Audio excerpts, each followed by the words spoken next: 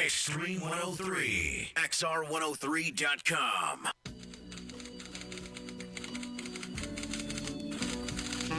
Tu sais bien qu'elle n'a pas changé. Féroce comme avant. Qu'est-ce que tu veux, faut bien faire une Ça serait quand même tout drôle de te revoir après tant d'années. Toujours beau gosse. Et dis donc, bonne Pauline, tu sais que je suis pas venu pour faire la peine aux morts. Ah, c'est vrai, au fait. T'es venu pourquoi? Singing this song for my mother. Singing this song for my mother. Singing this song for my mother. Singing this song for the joy she brings.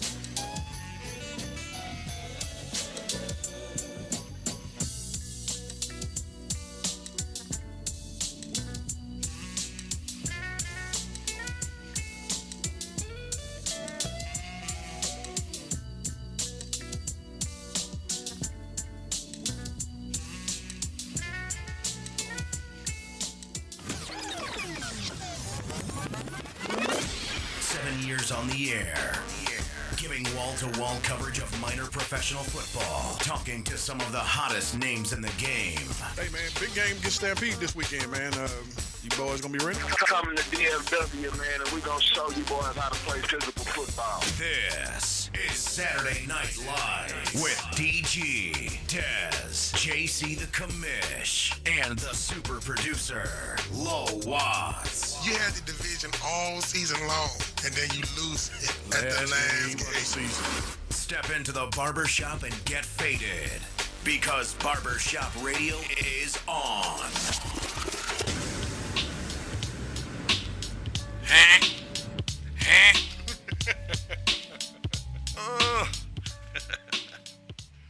I've never understood why I like coming in like that.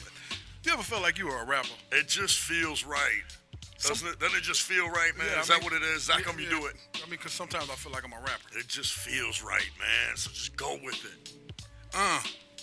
There it is. You own Saturday Night Lights. Okay, I'm sorry. I can't rhyme worth nothing. Anyway, welcome to the show, man. Saturday Night Lights is on the air, man. I got the Commish in the building with me. Super producer is handling some business. We'll just say that. And Dez is at football practice. Yes. As she prepares for their next upcoming game, man. Tonight on the show, man, we talking playoffs. We're going to give a recap of what happened this past weekend, man, and the games upcoming, man. We got some big callers coming in tonight, 214-504-3854. We're not going to even put the other number up. But guess what? Mute your line. If you don't mute your line, I'm hanging your ass up. I mean, plain and simple. I don't got time for it tonight, so just mute your line. I was gonna put them on the other line, but I'm just gonna leave it on this. I'm getting some props Enjoying the intro music finally after a lot of the music here is taking a lot of hits from some people. I have some people weighing in saying they like the music, and they're also telling me to go lighter on the hair gel as well. So it's not all fun and games, I wasn't man. gonna say nothing, but It's not all props, man. It's But that's why I have on a hat. I mean, when you have hair, which is basically like an exploding badger, for Christ's sake, you know what I'm saying? You gotta try to get it under control a little bit, man. And But that's yes, guilty as charged, man. I went heavy on the WD-40, man. But You look kind of smooth, though. I give it to you. well, thank you, brother. I appreciate that, man. Good weekend this weekend, man. But again, I'm not the guy that does that, man. That's on you to start us off with that. Well, let's get into it, man. How was your weekend, brother? Man, it was great. Took a field trip down to Houston. On a serious note, I got a chance to check in, with my biological father, who was not doing so well, and like so many of us, that may have strained relationships with our parents or whatever, biological or otherwise. Our relationship has really improved over the past 5 years, and we've really become really, really good friends in that. And he is not doing particularly well at this time, man, but he's hanging in there, and I wanted to pop in and see him. And while I was down there, I knew that we had 2 of the 7 MPFL playoff games going on, so I wanted to pop in there and get a look at what was going on there. And actually, one of them was at Fun Stadium, and I had forgotten that I actually played at Fun Stadium, and you have too, DG, man, back in the day. Yeah, man, it's over there. It's on Bissonnette. It's over there by Hillcroft. And it's funny, man. It had been 14 years since I played there, and things really do look smaller. When you come back to them later in life, man, it's just, I was like, this isn't the place where I played the Gunslingers, was it? And then I started looking around, and then I was like, yep, that's Hillcroft right up the street, sure is. So, got a full report on that, and that's going to be coming up on the show as well. Nice, man. I called myself going to play golf Sunday, and got a little sick out there on the course, man. I don't know if I got heat exhaustion or what the hell happened, man, but around about hole 8, man, it was just terrible. I got that cold sweat going, the chills, man, and I was like, I think I might need to go home. Did you have to hit it? Did you have to head to the house at the turn? Yeah, man, and I got to play with a young man. I mean, a guy and his son who was 15, who was taller than me. Wow. Yeah, he's about Nice. 6'6", man, and Nice. I was thinking, well, what the hell you doing out here? Right. But he was uncoordinated. So I was like, yeah, you deserve to be out here because you can't play basketball, big man. But sometimes when they're Okay. sometimes when they're young, and they're that tall, as I'm trying to mute some sounds here, and they're that damn tall, they are uncoordinated. Could be the result of a massive growth spurt. Right. Kind of hit him all at once, man. Maybe he'll, get coordinated and figure it all out. Try skipping rope. Yeah, that works. Try jumping rope. See if Doing that'll help. something. Right. Yeah. Something. That's it. So anyway, got to do that, man. Look for a car, of course. We're some things going on with the BM. That's always fun. You ever play that game Spy Hunter back in the day? No, I have not. They had a game back in my day that was called Spy Hunter, and you used to drive the car, and you had the oil slicks that you could put out. So basically, what happened? You were a spy, and people were chasing you. Police. That sounds kind of cool, So actually. you could put out oil slicks and smoke screens and all that. Yeah, I'm doing all that in the BM. Uh-oh. That's not good. So if you're following behind me, if you see something black hit the street in front of you, it was either my muffler or some oil. Well, man, and BMWs are, man. Oil change is so expensive. You got to put it on layaway. Exactly. So that's man. I wish you well with that, man. That's a tough thing. But besides that, man, got a chance to go out to the Stampede and the Denton County Rhinos game, and I must tell you, I was thoroughly entertained. Sounds like a barn burner, Yeah, man, we're going to get into that game, man. Also, man, right now, as you guys, if some of you guys didn't know, I know you guys have seen the tab on the MPFL.com. We are beginning our process of accepting nominations for the awards. The nominations are strictly coming from the coaches and owners right now. We will open up to the public next week. Or did I? No, I'm sorry. Thursday? Yes. Thursday. We'll open up to the public for voting and things like that, and you can still write in nominations, but these are some of the nominations are coming from opposing coaches to other players and things like that, so we want to make sure we get just due instead of, you writing yourself in, talking about I should be MVP because I scored umpteen times and knowing damn well you only scored 3 times. And we'll back that up, too, by reaching out and talking to some of the players and talking to some of the coaches about some of the guys that they faced. Exactly. And we'll get inside information from them as well on some of the players that they coach themselves. Again, because, a lot of it is, having a chance to see players. And while you want to maintain that loyalty to your team as far as, voting for your own guys,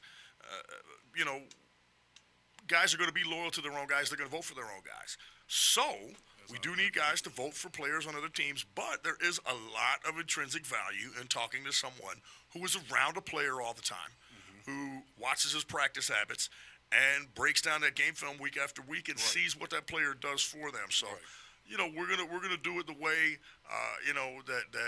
that we did last year, and that's getting a lot of information. I know you attended a tremendous number of games last year. I attended a few.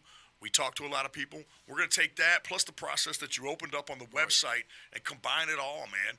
I get asked questions a lot like, is there a set criteria for it? Come on. There's no set criteria for any awards anywhere, really. No. It's essentially, opinion and really what the awards obviously are based on are outstanding achievement. Right. Distinguished excellence, man, where you do something and you stand out. We appreciate everybody that participates and plays at this level, man, and we know that football is the ultimate team game, okay, and takes a lot of contributions from a lot of different aspects of your team, offense, defense, special teams, as well as your backups and your starters, your guys that fill in when your starters are unavailable. But the awards themselves are to take this time to recognize those that have been standouts. Right.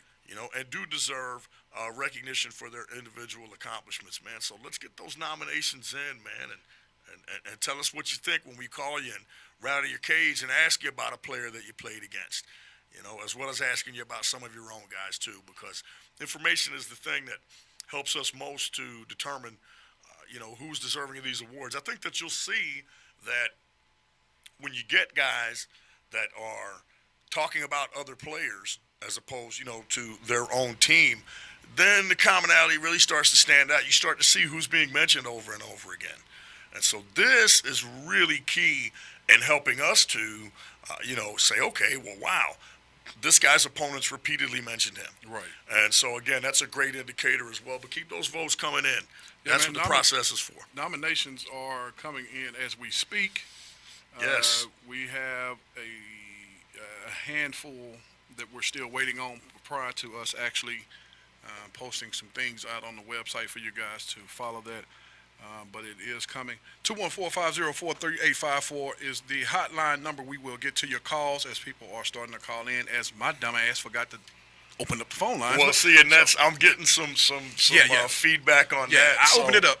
I'm telling everybody. We hadn't been using it, people. I know we got some guys that are calling now, and forgot. They're getting the voicemail, but it's all good, man. I'm usually off on Tuesdays. That's it, man. Okay, so in my mind, I'm still off. Equilibrium is disturbed. Right. So anyway, man, special edition of SNL, man. We are glad you guys joined us. Let's touch some things real quick. Okay. As some people already know, we made some changes here on Saturday Night Lights, man. We have parted ways with Tim Nato Gray. As he is pursuing some things that he wants to do, and I'll just put it, like that, and I'll let you touch on it. But we wish him the best of luck. The good job that he did here, man. We, really appreciate him even, dedicating, days or a day to come out and do this show. You know, as none of us are paid to do any of these things, so it's big to step away from your family and come out and spend some time doing these type of things. Well, ultimately, I think it was time for Tim to do his own thing and to do his own show. There was a growing misconception that this was his show. And, you know, ultimately, it's not his show. It's our show. And when I say our show, I don't even mean myself and Dwayne and Lo and any of the co-hosts that we have up here. When I say our show, I mean the MPFL. This is the MPFL show. It's for you guys. It's about you guys. It's not about one person. It's about what goes on in MPFL Nation on and off the field, man. We do cover the games. We have players talk about their upcoming games, about the time spent with their team, prepping for games and so forth. And every now and then we get into real life as well, because I think that's Barbershop what makes radio. Yes, that's what makes this aspect of football interesting, is that these guys, by and large, for the most part, do have jobs and families and so forth, and that they do this for the love of the game. So ultimately, you know, it was time for that to happen. And yes, you know, he is free to pursue his other interests, you know, forthwith.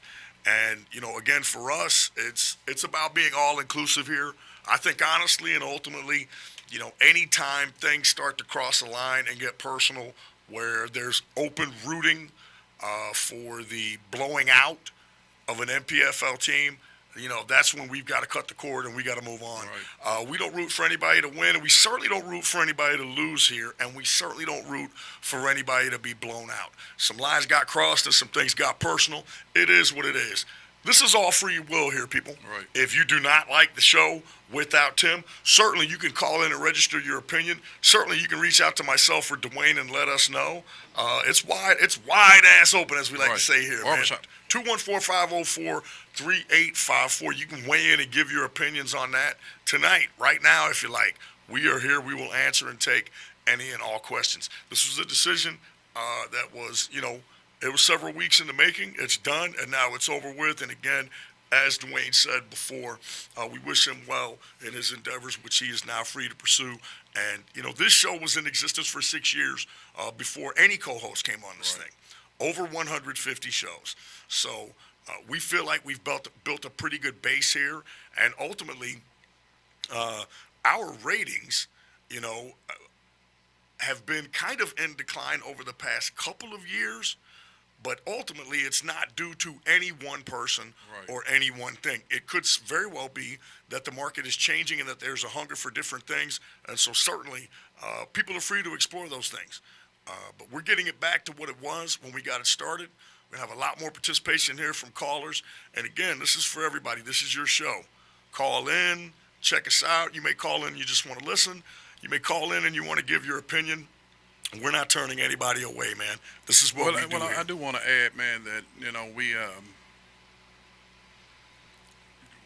had a lot of people saying they wanted us to get back to what SNL was about.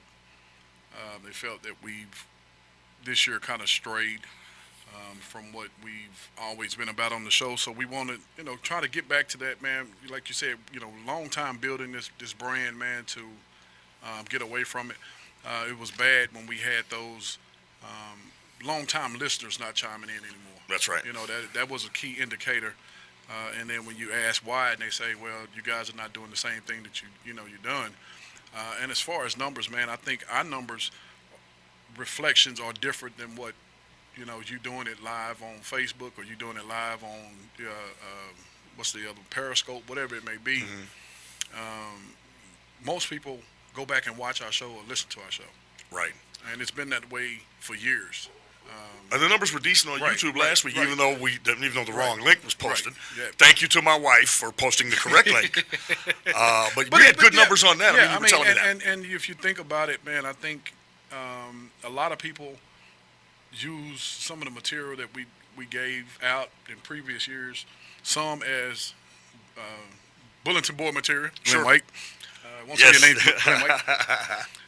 Others as, that's right. You know, saying, hey, you know, they are talking about us. Again, like you said, this show is for you guys and about you guys in a positive way, man. We could all be negative, and, you know, I know some people want the the drama and things like that, man. Sure. It's not really. We have, branded ourselves the ESPN of minor professional football, and I don't really see ESPN doing the negative type things. That's man. true. So that's the direction that we're going back into, and I want to say to all of our longtime listeners who said they were chiming in tonight, appreciate you joining us back, man, and we're gonna try to, give you guys a great show tonight. That's it, man. So anyway, moving on.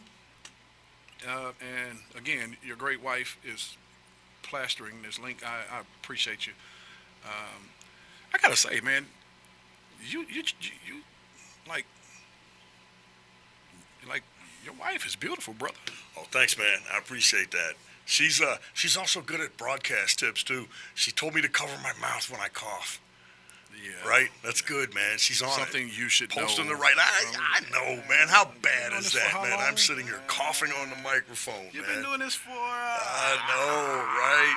since I know. yeah. Well, thank you for the kind words Who about the her, hell? man. I appreciate it. Who the hell? Definitely. Look at this. Watch this. I bet he say, "What's up?"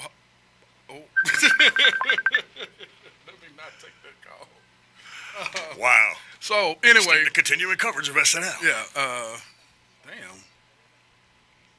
Radio 101. Mute your damn phones, people. Yes. Okay. We got the old call-in number back, man. You just gotta mute them until we come to you. Okay, We are gonna come to you. I know the lines are lighting up, man. man. We're gonna come to you. Hey, and make sure you keep your phone muted for us until we come to you. Do you want to get into this Houston thing? Or Yes, man, I I do have a special guest on the line. If you Okay, want to we can. Well, is it our buddy from out west? Yes, it is. Okay, well let's hold him over and let's get this Houston thing Okay, all okay. taken care of and out of the way. We're coming to you, sir. Don't Okay, don't you let's go get it anywhere. all taken out of the way. Houston, where you at? We want to hear from you. Again, I made a trip down to the Houston area this weekend, and we had 2 of the 7 MPFL games being played in the Houston area. And again, the funny thing about it is, man, is that people look at the bracket and they somehow think that we manipulated the bracket to make Houston teams play Houston teams and Austin teams play Austin teams. That's just the way the seeds fell. I'll be real honest with you. We used to have a play your way out of your own area kind of a thing going on. And I was so hoping this year that when we had the 1-8 format in the Patriot Conference, that every first-round matchup would be a Houston-Austin matchup. That's what I was hoping for, man, or San Antonio or Killeen or whoever it may be. I was really hoping to get that, and we only had one, which is just the way it fell. So, it fell the way it fell. The playoff format was posted months prior to the season ending. Okay, so there's no manipulation on our part. We're not that powerful. I would have loved to have seen more Houston-Austin, Houston-San Antonio, Killeen type matchups. It's just not the way that it fell. We did have one.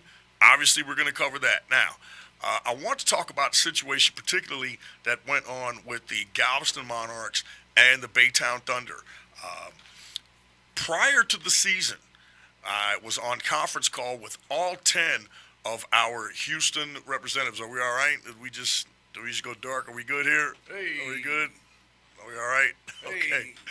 I had a conference call with all 10 of the Houston representatives in regards to coming over to the MPFL. One of the questions that was posed to me, request that was made of me, was kind of the fact that Houston teams are playing each other locally, and sometimes some of the teams don't have locker rooms in that and are playing each other locally. And if both of the teams are okay with it, would that be okay? And I said, yes, I understand that, it's the first time for us in the Houston market. And I understand that this is how, you guys are doing things right now. We hope to be able to improve on those things in the future. But the policy is, and always has been, is that if you are a higher seed and you are hosting a team that has to travel, then you have to have locker rooms. Right. You have to have locker rooms because somebody that's driving 3 hours from Austin or wherever it may be, or Dallas or Midland or wherever it may be, they need to have locker rooms. Locally, okay, we understand that's the way it's been for some of you teams. We hope to upgrade that, and we understand that. We want you guys in the league. If you guys will all agree to kind of muddle through it this 1 year, that's fine, okay? Well, all of our playoffs turned out, except for one, to be local. Okay, so you kind of had that same situation exist. Not to mention the flooding, the torrential rains in Dallas, Austin, and Houston this weekend that just made it increasingly difficult for teams to find fields, namely the Galveston Monarchs being one of them. Okay, well, what you have to understand is that in postponing a playoff game, it throws the entire playoff system completely out of whack from a time frame standpoint. For us, and I don't want to criticize how other leagues do things. I just know that we're not going to have teams play a doubleheader, i.e. you play one game and then the winner of that game plays immediately following against a team that's waiting for them. Again, no disrespect towards any other leagues, just talking about how we do things. That's not a solution that's open to us. Neither are we going to forfeit a team through, okay? So there was an intense desire to get this game played, okay, that being Houston and Baytown. Was not in the best of conditions. I've talked to the owner of Galveston, and he understands that we've obviously got to upgrade those conditions. It was a local game for the teams, relatively speaking. I understand Baytown's not right around the corner from Galveston, but it was very important for us to get the football game played and to get it in. Again, that being said, we understand that there's work to be done. We definitely get that, and that preparation has got to be made in advance, and we've got to be able to mend some of the fences and some of the bridges that have been burned with these stadium providers in the Houston area. But, of course, that's everywhere. Right. Fortunately for us, 5 of the 7 games were played on turf. Okay, 5 of the 7 games were played on turf. The 2 Houston area games were played on grass. Okay, but we've got to be able to mend fences with these with these stadium providers so that teams can have a better place to play. Okay, and rain will not affect games in the way that it has.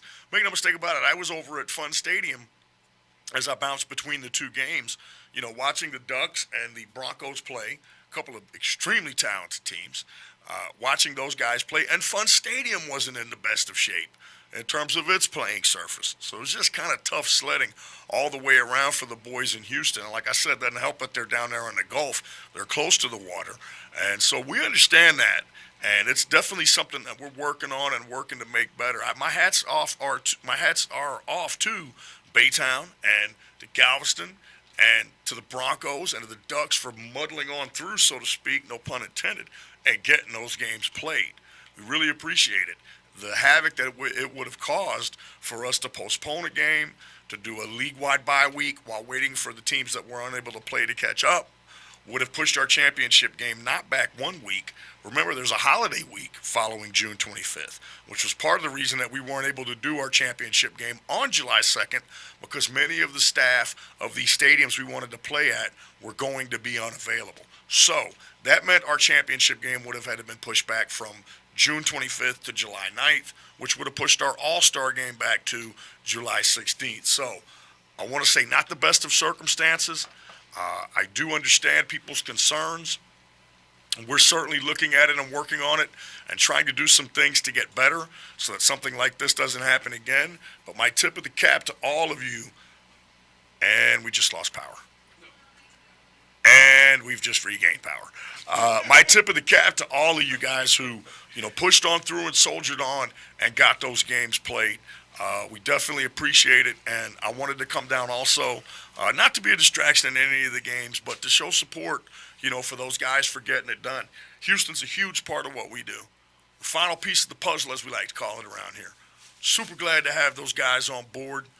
Really looking forward to this week's games and the following week's games, as we will certainly, without question, in the Patriot Conference, have a Houston-Austin flavored mix, no matter who wins those games. Right. All right? Finally, damn it. Right. You can't run from it. It's going to happen finally. And again, like I said, it would have been great, man, if every single first-round matchup had been a Houston-Austin matchup. I was hoping for that. Right. But it didn't happen. That's just kind of the way that it fell. But after this week's games, after this week's conference semifinals games, man, there's no question. Well, It's going to be a Houston team versus an Austin team. I want to say, because you said, hey, look, we can't, as you say, fix the bracket to, make favorable matchups. Right. That's not what we do. People fall where they are, and games have to be played. Unfortunately for some, I know a lot of people did want to see, Austin and Houston match up all the way through. I mean, everybody did. There is, and I answered some questions last week about, next year, can we do more cross-conference games during the season? I'm going to answer that right now. Yes, we can. It's a possibility, man. It's a strong possibility. But that'll require some traveling. So a little let's bit. just leave it at that. A little bit. It almost seems like you can't win. Right. You work on the travel thing, which is really big in the spring, to try to keep people local, play your way out of your area, and then knock heads with people in other areas in the playoffs. And then you get the calls for, interconference games, so to speak, or intersectional games, I guess is the proper word for it, during the season. We had a few of those this year. And again, not to take one from old Jason Garrett, but it's a process. And, we want to definitely, be sensitive to the needs, the wants of all of our members. And again, that even carried over into the tiebreaker. I really look back on it, and we should have done the tiebreaker with common opponents. Well, we'll do that next year. We just have never had crossover games. Right. We're going to look at some crossover games next year, and that's going to be a tiebreaker that's going to be relevant. And it's going to be in there, whether they happen or not. We'll have it in there just in case they do. And we feel like that will, be part of the continuing evolution, man. We are continually trying to evolve, continually trying to get this thing better. Make no mistake about it, man. Teams are out there trying to improve, right? Right. Coaches are trying to improve as coaches, and players are trying to improve their game as well. Man, we're trying to improve as a league, believe it or not. Really? Man, hard, extra hard, man. Me and you. But why would you do that? Well, man, we have had, I know, man, there's been multiple leagues that have had tremendous staying power by adopting the mantra of simply doing nothing. This way you don't overexert yourself. Yeah, by simply doing nothing, you simply won't overexert yourself, and you'll stay the same. And you know what? Hats off to them, man. Sometimes I want to adopt that philosophy. The problem is, man, is that I can't. It's not my nature. It's not in your nature. And with the standard that we've set to constantly evolve and to constantly change, don't you know, the second that we stopped and said we weren't going to do anything, it'd be a problem, man, for all of our members. And so we're going to continue to evolve, man. We're going to continue to try to get better. We accept any and all criticism here, man. We're going to try to make this thing better. And, again, the playoffs, the games themselves, that's what it's about. That's what we want to make it about. This is what needs to be highlighted. Not the refs, although we're working on that as well. Oh, yeah, we are working hard on that. Really hard on that. I had a chance to have a discussion with the referees at the Baytown-Galveston game. Talk to them, about them upgrading their performance. We also talked to them about the fact that, hey, we want these guys to treat you with respect so you can do your job, okay? We've talked about the field situation as well. We want to work to upgrade that. I've got some things in the works that we think are going to help that. And ultimately, we're going to continue to go forward as a league. Said it before and I'll say it again. You either get better or you get worse. You never stay the same. Real quick, let's go over some scores. We're going to get into some of these games. In the American Conference, you had the Stampede beating the Denton County Rhinos 42-36. The Trojans and the Hawks went down to the wire also, with the Trojans prevailing 13-10. The Bullets upended the Garland Aztecs 52-18. Setting up matchups for the second round in the American Conference with the number one West Texas Drillers, taking on the North Texas Stampede in a rematch of playoffs last year. Also, you have the Trojans and the Bullets renewing an old rivalry in the playoffs in the American Conference. Over in the Patriot Conference, you had the Austin Vipers taking care of TDK, the Texas Dark Knights, 50-12. Cedar Park and the Lone Star Rangers, the newly, let's just say the newly ramped up Lone Star Rangers, who had a great season. I had to put that in there. The Punishers win 18-14.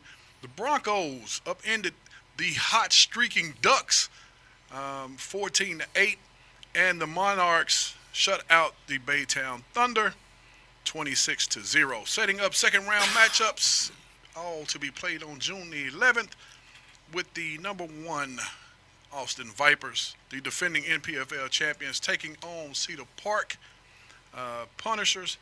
And in the Houston area, you will have the Broncos I almost said fighting. Let's not say that word. The Broncos and the Monarchs renewing a rivalry from this year also. Yes, man. Revenge on the mind of the Punishers and revenge on the mind of the Broncos as they tee it up, so to speak. So I know where 2 locations are. The Broncos and the Monarchs, the Vipers and the Punishers will be playing at Kelly Reeves Athletic Complex. Kelly Reeves, great stadium. Potential site for the 2017 MPFL Championship. Yes, sir. And the Drillers and Stampede will be playing in Big Springs, as I was just told. Big Springs. So, speaking of the Stampede and the Drillers, let's go to the man himself, Michael Heatland, the owner of the West Texas Drillers, the number 1 seed in the MPFL. What's going on? What's going on, fellas? Mike Heatland. What is up, brother? Heater. You always get the heater called, DG. Heater, that's my dude. Hey, man, number 1 seed, brother. Yes, sir. We'll take it. All right, man, let's get right into it, Mike. We're going to put you on the gun line. Uh-oh. As the question is always posed to those who have had some time off, and you've had a little bit of time off, rested or rusty? Go. Both. Good answer, bro. We felt a little bit of that in the last game against the Seminoles. We came out definitely rusty, but then a couple minutes into the game, it was more rested. The guys kind of came alive, got in their groove, and really poured it on after that. So anytime you're off, even on this level for a week, you could say rusty if you don't get a good practice in or anything. So. It's just getting the wheels turning again, and we're looking forward to some good competition, maybe a little revenge for last year. We've been battling the Stampede off and on for years now in the playoffs. So we went from never playing them before until 2013 to them they're playing them every year in the playoffs. So that's probably honestly the biggest rivalry we have right now. As far as competitive rivalry, Right. So. And that's the thing. It's there's so many times, Dwayne, I know you can speak to this, and Mike, I know you can too.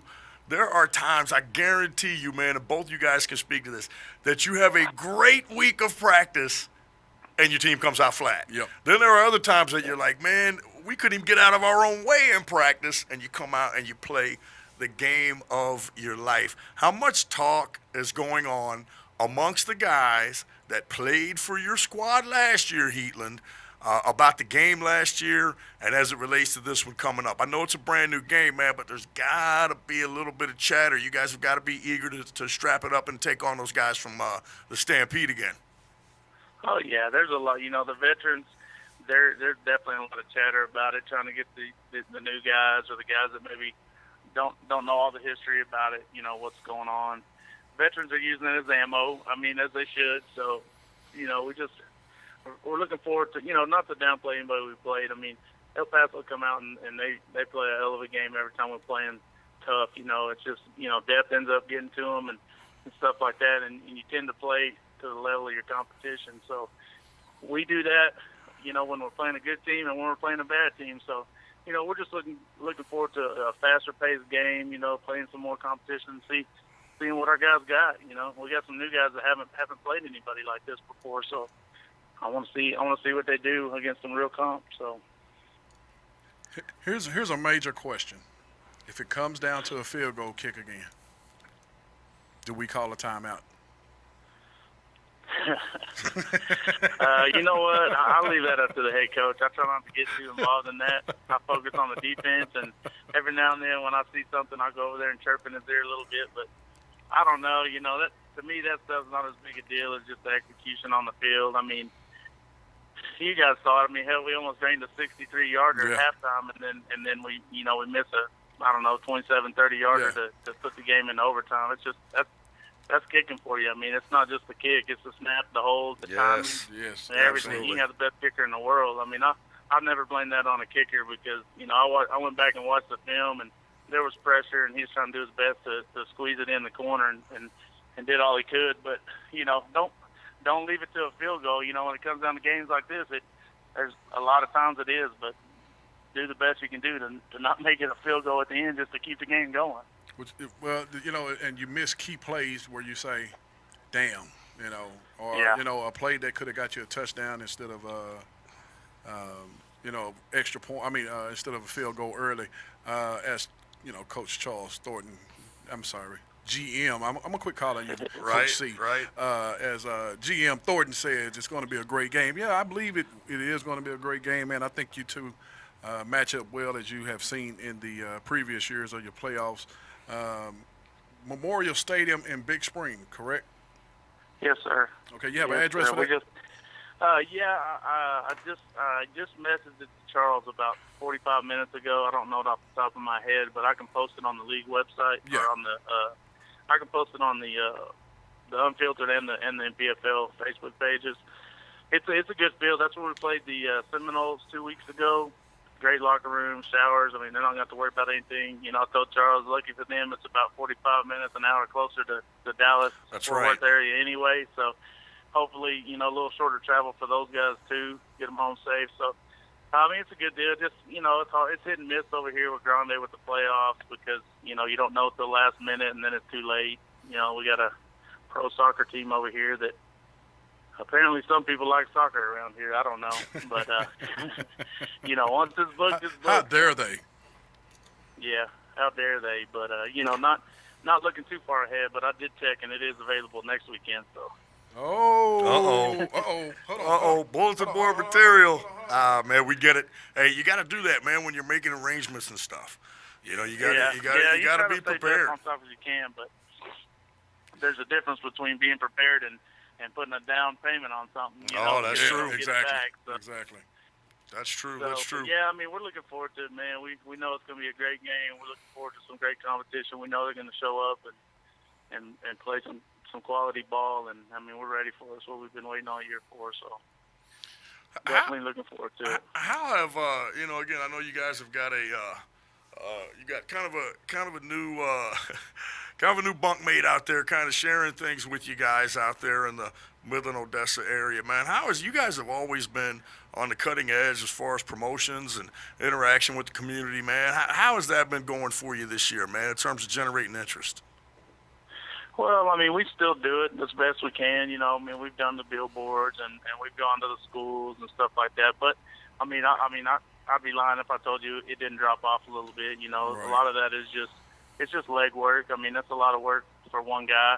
Mm-hmm. And that's not my full-time job like some other people. I mean, I got a full-time job and I'm busier now at work than I ever been. So I mean, I'm not gonna say I haven't had help. I mean, I have help to an extent, and it's just it's getting back into the it's been 3 or 4 years since I did it like that by myself. So it's getting back into the groove of that, but we still did good. I mean, we got sponsors, we got billboards, we played at Grande the whole regular season, and I mean, it's been a good year for us so far. I can't really complain. We still got a good following and everything like that. So. Well, that's going to be a good one. Can't wait, man, for this weekend's round of games. Again, thanks for popping on with this Heat, man. Good luck this weekend, and man, that is definitely going to be a whale of a football game, man. I want to wish you good luck in that, man. It should be a good one. Yes, sir. I appreciate it. That was the Heater. Hey, man, you want to take a couple of phone calls real quick? Sure, absolutely we can. Then we got to get into the recap, but yes. Yes. Because you read a great game, and I saw a few, Yeah. so we don't want to forget yeah. about that. No, but no, yeah, we, man. we can make sure we get into those. Let's see. Last four ends in 9784. Who we got? You on SNL? Go. Unmute your phone. You can unmute now. Right now. Okay. 9784. 469. Okay. Let's go to 6456. Who we got on SNL? Unmute your line. There you go. Now. Okay. They're just listening. Could be a case of those just listening. Anyway, man, we will recap the games that we saw, the games that were played. Hold on. Let me see. Okay, let's try this one right quick. This last one. Let me see. 0628, who we got on SNL? 0628. Your last four ends in. Oh, no, you don't have to push anything. Just React to me. Just 062. 0628. You don't have to push anything. Just. Okay. Well, all righty then. Again, fantastic slate of games. We had 7 of them go down this weekend. The top-ranked in the Patriot Conference, Austin Vipers hosted the Texas Dark Knights from down Houston way in a game that was very hard fought early on. The experience of the Vipers allowed them to pull away at the end, but again, I know TDK probably doesn't want to hear this, but a great experience for them to come into the MPFL in their first year and qualify for the playoffs, and an even better experience for them, despite the outcome, to go up to Austin and to take on the defending champions and to get their feet wet in the MPFL playoffs. Not an easy task, and by all accounts, everything that I heard and talking to some people with the Vipers and talking to some people with TDK, the TDK guys said that it was a great experience, and a lot of the Vipers guys said that the TDK guys definitely played hard from whistle to whistle. And gave a hell of an effort. 20-12 was the score of that thing at halftime. So TDK had to feel pretty good about that thing going in. Vipers able to pull away at the end. But again, you cannot, particularly for a young team, which TDK is a young team, you cannot underestimate the experience of getting your feet wet in the playoffs and having something to build on. And I know those guys will be back next year strong. Well, the Vipers, man, and they've played in a lot of, like the first half of most of their games have been really close, man. Yep. So I'm wondering, are they, just kind of sleepwalking in the first half and then saying, let's go on and play in the second half? Or is it just they have the depth to, finally bully you with that massive O-line, man, and then the great, defensive players they have led by, our man Black Spider, who I'll just let you guys know has been nominated for Defensive Player of the Year. So a nomination came in for him. I'm going to go ahead and put that out there anyway. But that game, again, like you said, was on K-Mac, but it was close at half. And we talked to Emmanuel, and I've watched some of his posts, man, and by no means is he taking this as we can't compete. Like you said, I think they got their lumps and they say, okay, now we know. Now we know. I know a lot of people want to see, like you said, the Houston Austin matchup. Well, that round goes to Austin. Yes, and again, it's for the Vipers, I think it's just something that you see with them. I mean, they really, their thing is that if you make mistakes against them, they really put the squeeze on you. And I think that's a lot of what they do is that they play a lot of teams nose to nose, knowing full well that for them, they don't have to take any unnecessary risks. They feel like that in the end that their talent is going to win out and that they will, once the other team does make a mistake, they will capitalize. They will literally, like a viper, like a snake, they'll put the squeeze on you. Right. I've seen that in a lot of their games. And again, it's extremely effective, in the way that they do that. And again, terrific learning experience for TDK, for them to finally get a taste of it now, knowing those guys, they're going to be more hungry. That's going to definitely give them something to shoot for, when they come back next year. And, Emmanuel Burnett has made the claim, man, it's championship or bust. That's what he's in this for. He's in this thing to win a championship, and he wants to do it here in the MPFL. And he said he had a great experience over here, and we had a great experience working with him.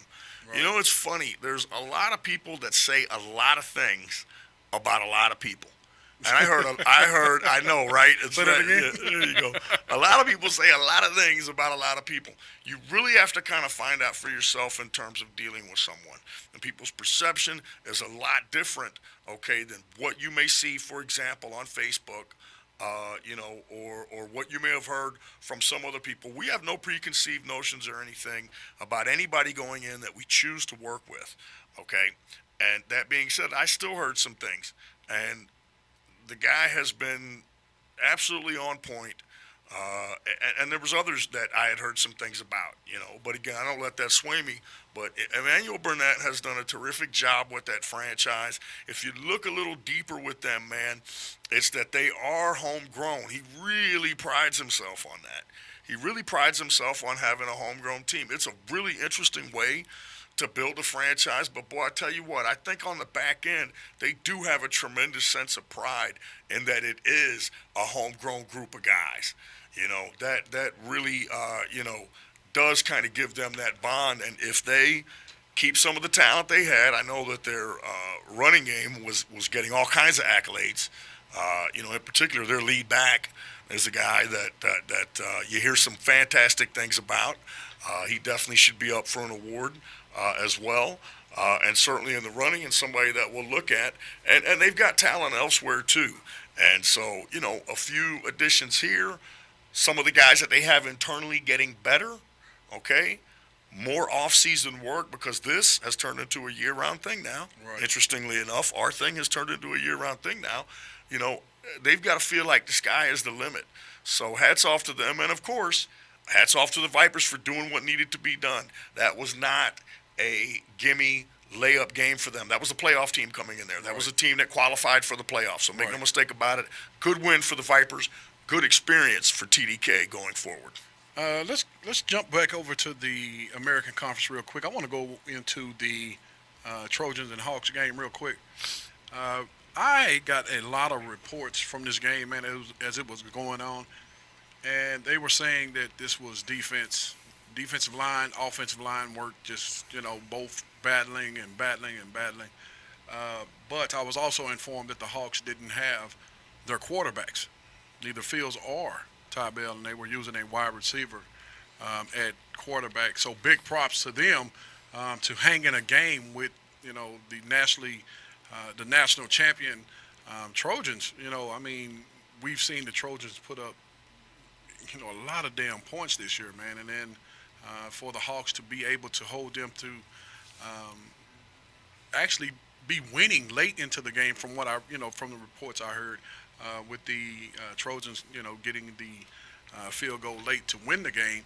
For them to be in that game for so long, using a quarterback a receiver at quarterback, man, that's huge to the Hawks, man.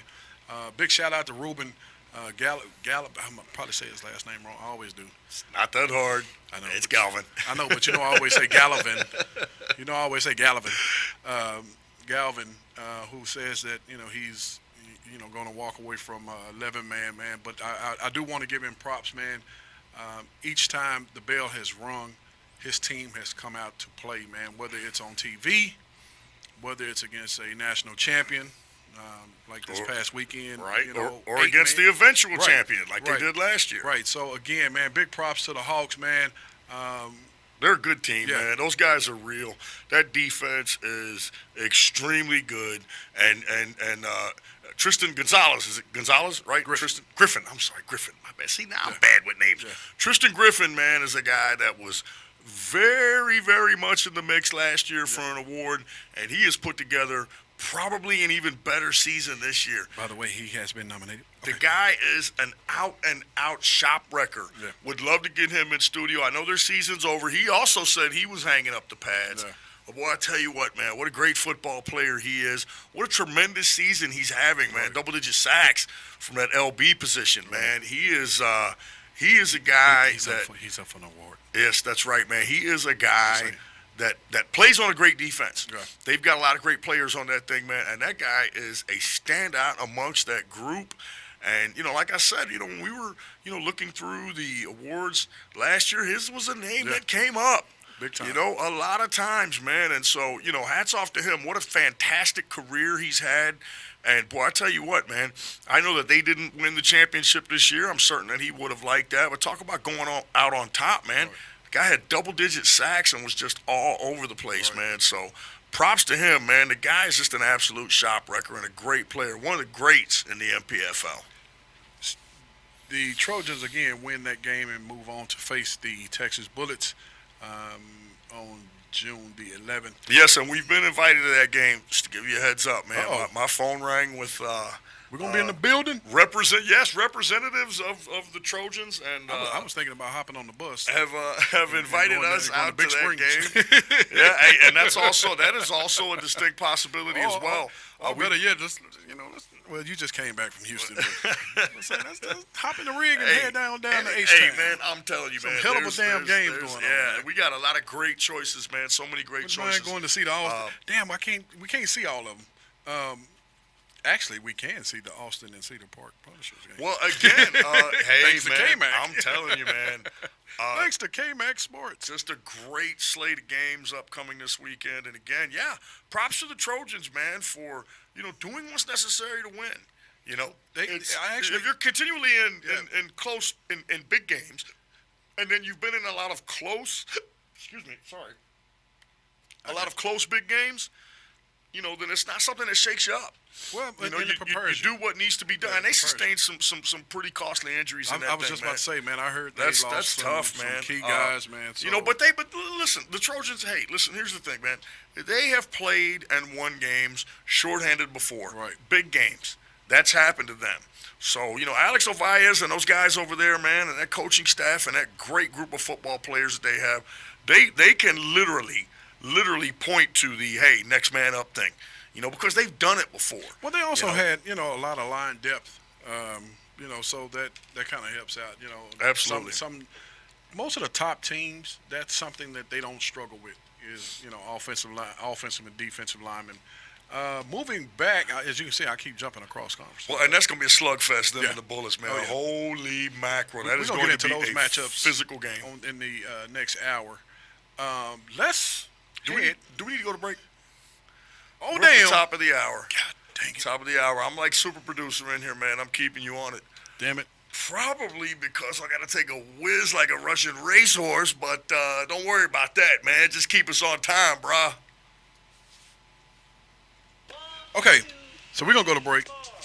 Thank you. So he can go do his thing. Anyway, on the other side, man, we're going to get into some of the other games, man, and some of the matchups coming up. Also, we're going to take some of your phone calls. Hit us up, 214-504-3854. You are watching and listening to Saturday Night Lights. We'll be right back with you.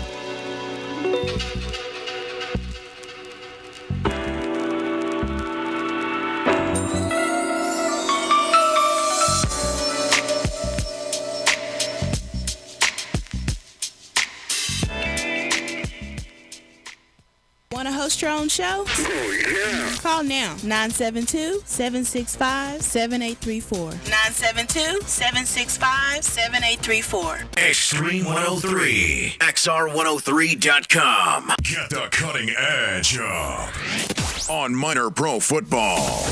It's DG. So for their first game, their quarterback, Robert Wright, man, he threw for only 85 yards. He threw 3 touchdowns, but 2 picks, man, leaving him a passer rating of 64.6. That's right, you can get all that type of information. Come into the Barbershop and get faded on Saturday Night Lights. S3103. XR103.com. Hashtag tongasms. Hashtag food porn stars. Hashtag Atlanta, Georgia. Hashtag St. Louis. Hashtag Houston.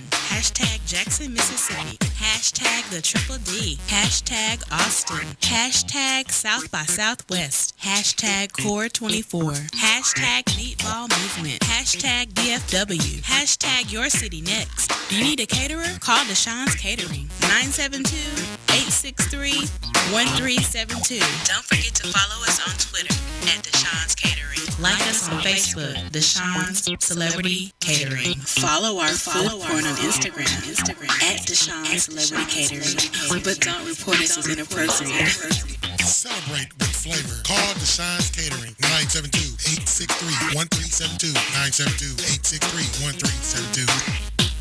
Are you tired of renting your home from year to year? Is your family tired of switching schools? Or are you the homeowner ready to move to a new community? Hi, my name is Jay Hodge, managing real estate agent for JK Global Investments. I dedicate each and every day to helping people just like you that are ready to call a house a home. Our specialized programs has helped many families in many situations get the home they deserve. If you don't know where to start to buy or sell your home, your first step is to call me, Jay Hodge, and let's work together. Call me at 972-884-0646 right now. That's 972-884-0646 to take your first step to buying or selling your home. Visit us online at www.jkglobalinvestments.com. Take the first step in buying a home by calling Jay Hodge, the official realtor of Saturday Night Lights and the Modern Professional Football League. Contact him at 972-884-0646. That's 972-884-0646. 972-884-0646. Stop making your landlord rich.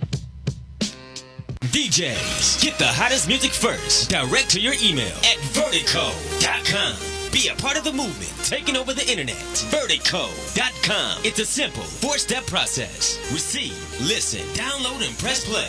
That's it. Log on now to vertico.com. DJs, if you missed a track, we got you covered with the monthly and annual Backspin edition, featuring a recap of the blazing hot new tracks, artists, and labels. We will keep your track in a Vertico library for 18 months while you receive direct feedback and a total download tracker. Vertico is exclusively for industry professionals and accessible only with a special V code. Log on now, vertico.com. Global e-distribution of music, models, and arts entertainment.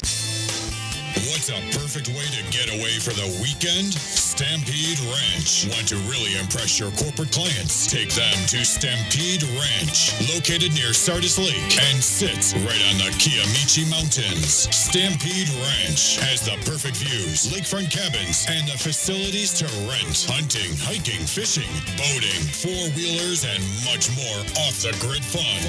Be there for upcoming strength and shooting challenges. This cash prize competition will include Tire Flip Challenge, Endurance Challenge, Cross Country. For more info about taking your family or friends to Stampede Ranch or to participate in the Stampede of Grid Challenge, call Jeremy Colton at 817-714-2694. That's 817-714-2694. Stampede Ranch is the proud sponsor of the North Texas Stampede Football Club.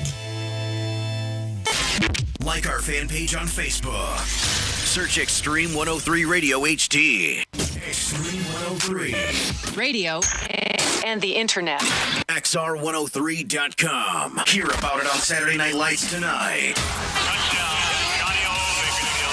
Then and read about it on some hater's timeline tomorrow. This is the only show that's talking minor pro football. Get faded in the Barbershop on Extreme 103, XR103.com.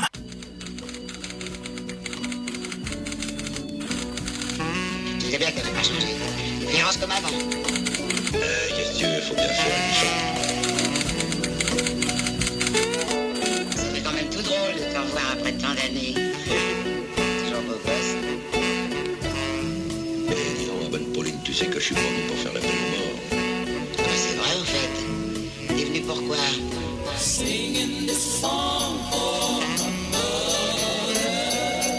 Singing this song for my mother. Singing this song for my mother. Singing this song for joy she brings. Brought to you by JK Global Investments, Stampede Ranch, 24/7 Logistics, and Deep End Media Networks. To become a sponsor for Saturday Night Lights, please email us at SaturdayNightLights2014@gmail.com or give us a call at 972-765-7834.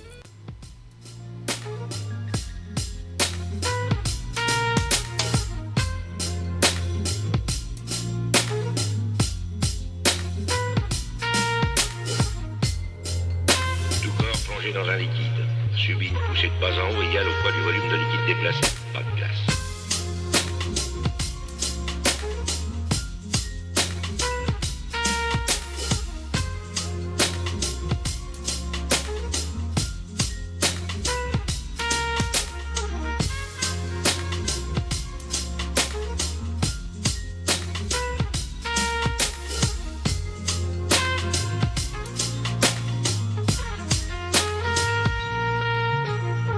J'ai bon caractère, mais j'ai le glaive vengeur et le bras séculier. Welcome back to Saturday Night Lights.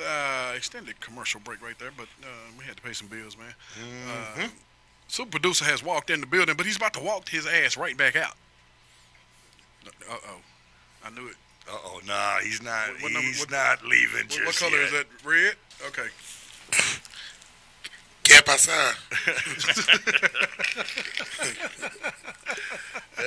What's up, man? That's right. SNL says C to Spanish-speaking listeners. Right. Hey, what's up? What's up? Man, you know, I'll pop on for a little bit. Hold on. Oh, Lord. Uh-oh. Here he comes. Well, we don't have a camera for you. Y'all had the division wrapped up. Well, put me till on the last green week. then. You're on green. Yeah. Take me off of Low red. Watts in the building, yo. Oh, what? So, yeah, it's back to the original days, huh? Man, it's back to the original crew, man. The OGs in the building. Yeah. Big shout out to D-Lo, man. He actually listening in, too, man. Oh, Hey, man, D-Lo my need to come man. back. Hey, that's when the show was award winning. The You know what I mean? award-winning SNL. That's when the show was Yeah, man. award winning when D-Lo was on there. See, not a lot of people didn't know that. Yeah, D-Lo was... You know what I mean? D-Lo was a different beast. D-Lo's up Well, there. a lot of in- people know that. Dez Bryant, shall I say. D-Lo's Yeah. up there in NYC, man. Yeah, doing his damn thing. Doing the damn thing, man. Him and that beautiful Olympian wife of theirs, man. Yeah, man. Producing superstar children, basically. You see the shoulders on that kid? Man, that kid, like he was walking at like 2 days old and was already talking smack one weekend. So you're going to be a warrior. That dude, man. So what's up, D-Lo? I'm sorry, man. Low Watts in the building. Go. I know you up against it, What's bro. up? What's up, D-Lo? What is up, Low? Man, I can't complain. My weekend was great, even though that was like an hour ago. Damn. You know, well, That's it. actually, my weekend wasn't great. I want to thank everyone for all the thoughts and prayers. You know, looking out for me and That's for right. my dad. Yes, that's right, man. As Hope he's well. he had to be rushed to the hospital.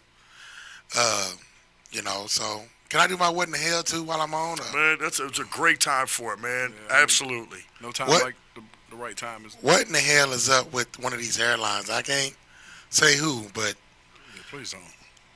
I thought that I was, you know, I planned a trip, and then unfortunately, you know, some things happened. I couldn't, but I really thought that I was cheating the airline. So I had to say what in the hell to myself, actually, because, you know, I'm cheap. So I said, you know what? I'm gonna go. I'm gonna buy 2 one-way tickets for 2 different airlines to save some money. And ladies and gentlemen, if you are definitely knowing that you're gonna go on a trip, then that is the perfect plan to save some money, to go up to your destination with one airline and to come back on another. But if you're going to cancel your trip, ouch, on a one-way flight, which you already red flag anyway, one-way flight, where's your luggage at? Like, I'm not a terrorist. Don't look at me. What's up with the one-way flight? You know, that's already kind of suspicious. What's up with the one-way flight? You know what I mean? You know, I had to explain. You know, I went up this airline and had come back the other airline, and the first airline gave me none of them give you a refund. They'll just give you like another flight, a voucher to fly again. You know, another flight. The other airline wanted to charge me $200. Yikes. To change it or whatever. But here's the rub. My ticket didn't cost $200. It only cost $103. So they said I had no value. So now I got to go online and do this customer relation thing, do the health. Oh, yeah. But calling the hotel, trying to sell. You know, I had tickets to the Roots.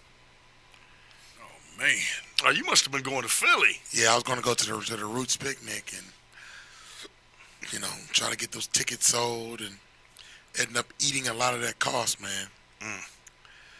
Money down the drain. Money down the drain. The Roots did I don't know, speaking of Roots, they redid Roots, the miniseries.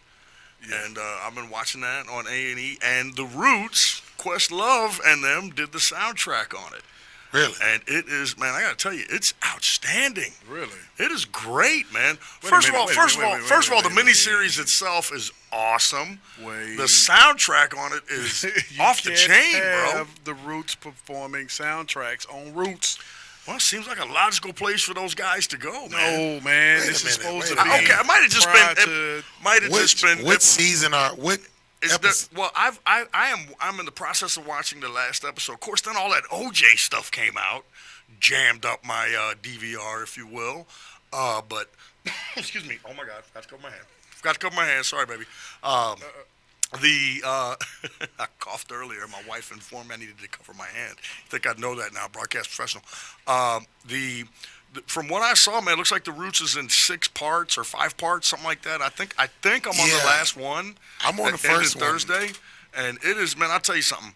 That thing is both depressing, uplifting, beautiful, and terrible at the same time, man. It's just like this is, you know, before a lot of people's time. I remember the original one that came on. Of course, you didn't have as much to watch back then, but I mean, I would have watched anyway. It was riveting television. A real eye-opener, and this new one is just, it hasn't disappointed, man, but it might not be the Roots that are doing the soundtrack. I think it's Questlove, but you guys know Questlove is the drummer of the Roots, and that's why I said you're going to see the Roots, and I said you're going to see the Roots, and I knew you were there from Philly, and I knew you were going back to Philly. Executive producer said, you know, since we're doing Roots, when we get the Roots up here to do the sound checks. Anyway, I didn't mean to throw us off, man, but that's a great series that I'm watching. Good stuff. And the soundtrack is awesome. I didn't catch that, JC. You know, I'm on episode 1, Slave Ship. Oh, that is just, man. Watch it. It's worth it. It's hard to watch. I'm on the Slave Ship. It is very hard to watch, man. There's a lot of parts that are very difficult to watch, man. But again, like I said, but it was very smart how they was dancing and communicating. Oh, that was genius. Yeah, man. That was great. Man. Like I said, that thing is hard to watch, but it's also beautiful too, man. It's fantastic work. Also, man, rest in peace to Muhammad Ali too, and Kimbo Slice as well, man. We lost a couple, man. They just dropping like flies, ain't they? That's what happens, man. Life, nobody gets out alive, brah. Who's next? Bill Cosby? Don't ask that. Say that, man. I got dietary issues, man. I'm getting so fat. So easy. My blood pressure's up. Tell me about it, man. So we appreciate you dropping in. Thank you. Let's get on football, man, real quick. I got time for a little more. Oh, here he is. Here we go. Okay, so we were on the recap. You got some time? Okay, cool. We were on the recap, and we recapped the Trojans, Hawks, would set up the second-round opponent, and, of course, they were awaiting the winner of the Texas Bullets, based out of Weatherford, and the Garland Aztecs. Correct. Who, like I said, they kind of earned their way into the playoffs there at the end and got a chance to go out to Weatherford. That was a rematch game. Yeah. Again, two teams that locked it up. And, again, for the Bullets, they're a machine. Yeah. And the Aztecs put up a good fight, 52-18, you said? 52-18. The Aztecs went out there and fought their ass off like you knew they would. That's what they do. They show up regardless. They're trying to build something good there too, man, with that young squad. They have a really young team. And, again, for them to jump into the MPFL playoffs and to get their feet wet, I know it didn't turn out the way they wanted to, but it had to be a good experience for them. And, meanwhile, for the Bullets, man, I've talked to Jeremy Puckett a couple of times, man. He feels pretty good about things, man. And when you got a football team like that, it really doesn't surprise me that you do. Yeah, man, I'm starting to see some stats flying in now as we start talking about awards. Damn, I should have been talking about this earlier. But That's it, man. Whatever gets it done, right? Right. But according to the stats, man, Justin Willis has thrown for 2,300 yards, 27 touchdowns, and only 6 picks. That's a tremendous ratio. Damn. That is a great INT. And if you remember Game 1 where I think he had 2 touchdown drops.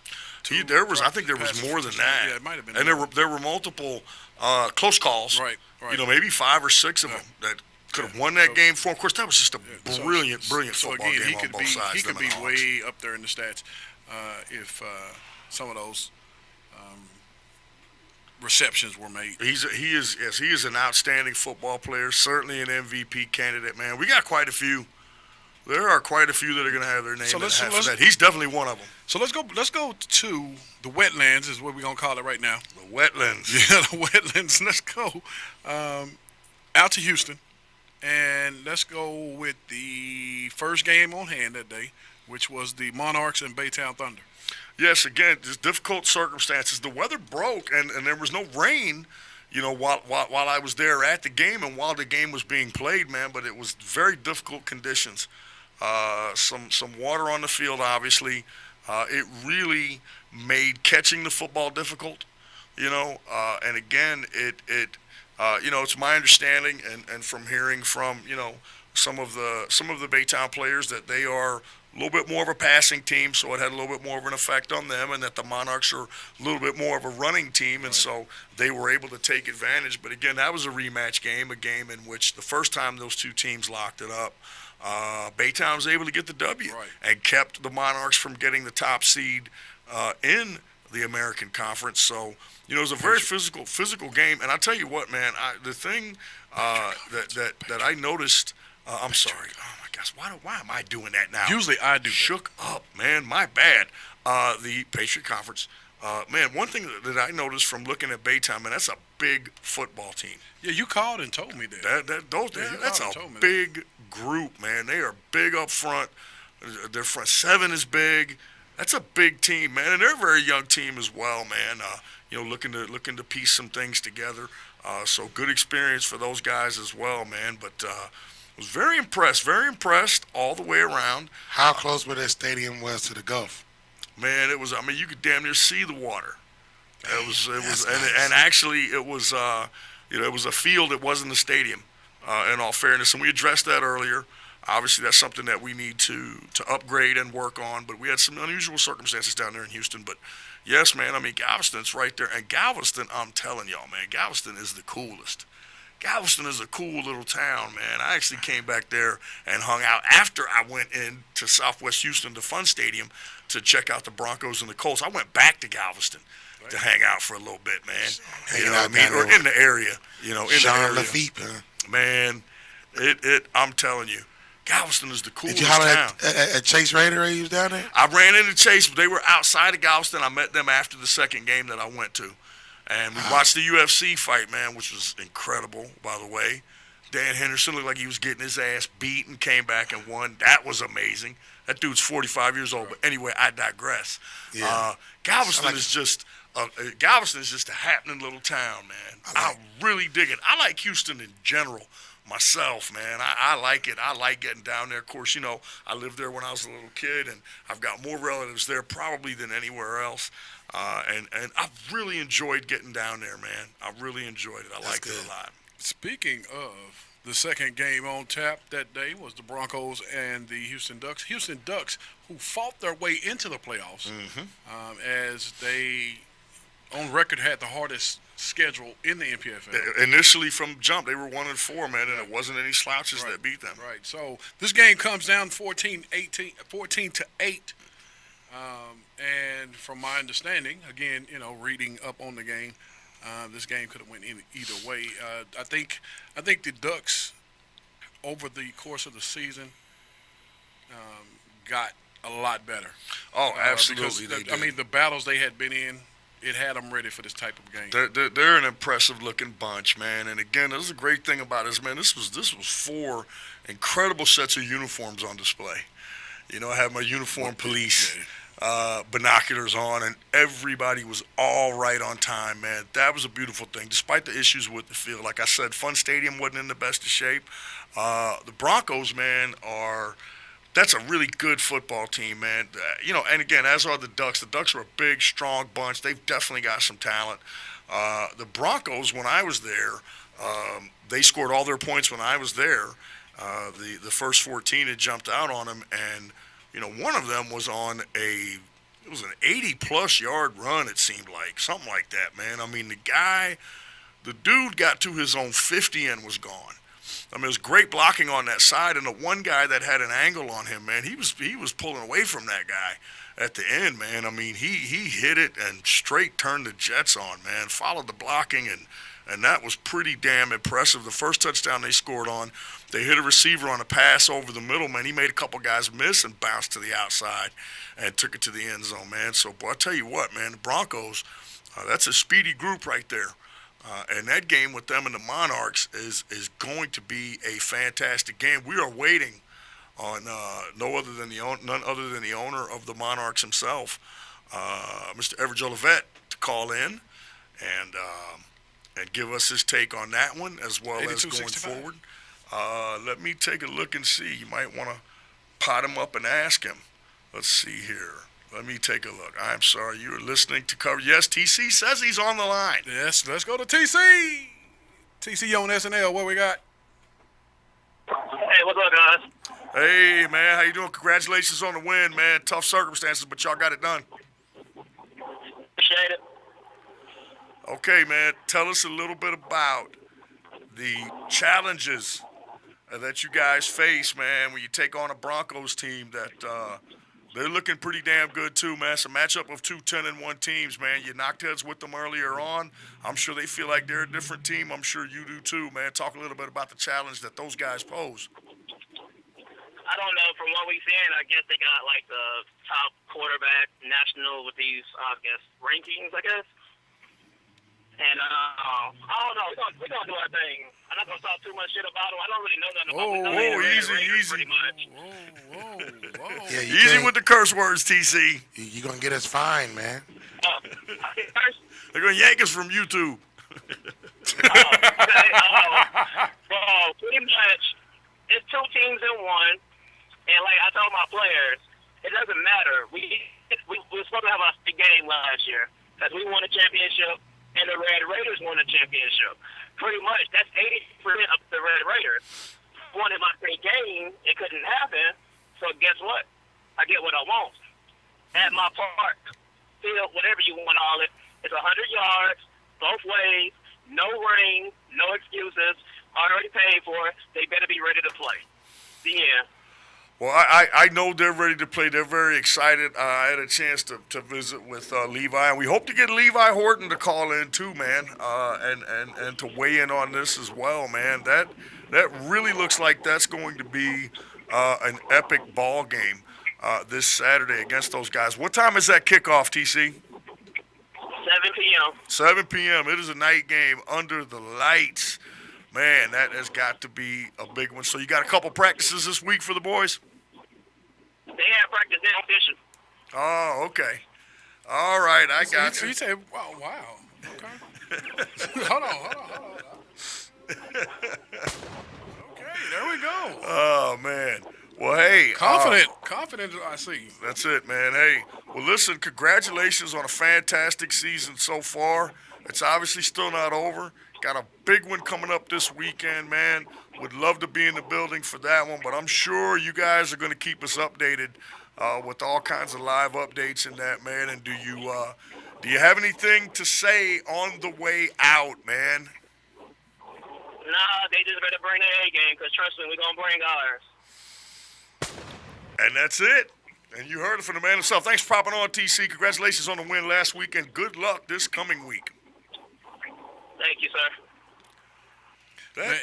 I got to give him, say, man, those videos. Yeah, man. Oh, my God. The funniest thing ever, man, was seeing him with that turtle backpack on.